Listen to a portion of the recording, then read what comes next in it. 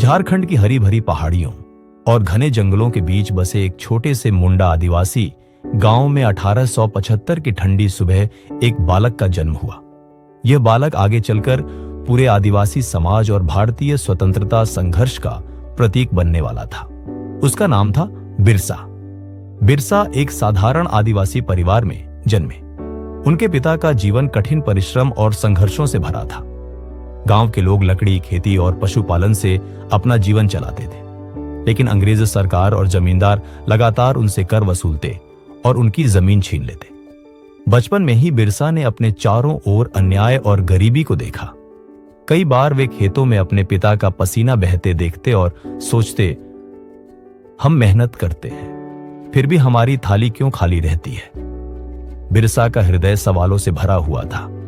गांव में आए एक मिशनरी स्कूल में पढ़ाई करते हुए बिरसा ने दुनिया को नए नजरिए से देखना शुरू किया। वे समझने लगे कि शिक्षा केवल पढ़ने लिखने का साधन नहीं, बल्कि अन्याय को पहचानने और उसके विरुद्ध खड़े होने का हथियार भी है। लेकिन तभी उन्होंने जाना कि अंग्रेज न केवल उनकी जमीन छीन रहे हैं, बल्कि आदिवासी संस्कृति, उनके रीति रिवाज और उनकी पहचान को मिटाने की कोशिश कर रहे हैं। ये देख उनके भीतर विद्रोह की आग जल उठी। बिरसा ने तय किया कि वे अपने लोगों को एकजुट करेंगे, लेकिन यह आसान नहीं था। आदिवासी समाज अंधविश्वास, आपसी झगड़ों और शराबखोरी में बटा हुआ था। बिरसा ने सबसे पहले इन्हीं कुरीतियों से लड़ने का संकल्प लिया। उन्होंने गांव-गांव जाकर समझाया, धरती हमारी मां है, उसे बचाना हमारा धर्म है। हमें एक होकर अपने जंगल, अपनी जमीन और अपनी आजादी की रक्षा करनी होगी। धीरे धीरे युवा बिरसा के शब्दों ने लोगों के दिलों में साहस भर दिया। उन्हें लोग धरती आबा कहने लगे। जैसे जैसे बिरसा की लोकप्रियता बढ़ी, अंग्रेज हुकूमत बेचैन हो उठी। उन्होंने जमींदारों और पुलिस के जरिए आदिवासियों को डराने धमकाने की कोशिश की। कई बार बिरसा को पकड़ने की कोशिश हुई, लेकिन वे अपने साथियों के साथ जंगलों में छिपकर संघर्ष जारी रखते। इस दौरान कई बार निराशा भी आती। कभी साथी पकड़े जाते, कभी गांव जला दिए जाते।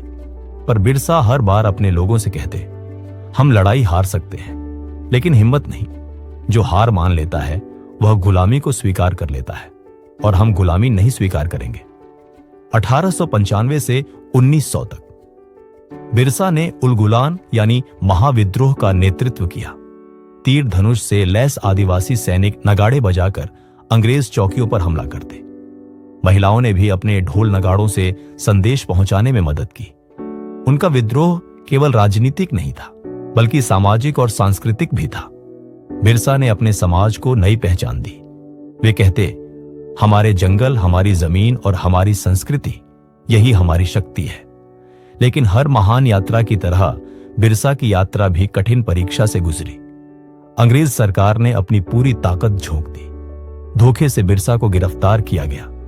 जेल की चारदीवारी में बंद होकर भी उनके हौसले टूटे नहीं। साथी कैदियों से उन्होंने कहा, अगर मैं चला भी जाऊं तो मत डरना, मेरी आत्मा हमेशा तुम्हारे साथ रहेगी, लड़ाई मत छोड़ना।